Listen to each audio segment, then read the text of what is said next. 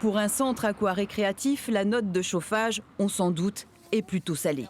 Les factures d'électricité et de gaz ont été multipliées par 7, passant de 100 000 à 700 000 euros. Alors pour réduire les coûts, il n'y a pas d'autre choix, il faut fermer.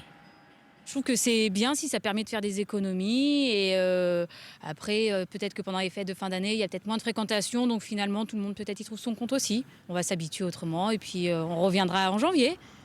Mais ce matin, certaines familles n'ont pas été informées par leur club de natation. Les cours sont suspendus. Je pense qu'il y a un problème de communication assez important et un problème de respect aussi des personnes qui ont payé pour l'année et qui ne sont absolument pas au courant, mis devant le fait accompli d'une piscine fermée pendant 3 semaines. Argument majeur pour fermer la piscine en fin d'année, les prix du gaz sont en ce moment les plus élevés. Une baisse sensible des tarifs est attendue en janvier et cela a été pris en compte par la communauté de communes.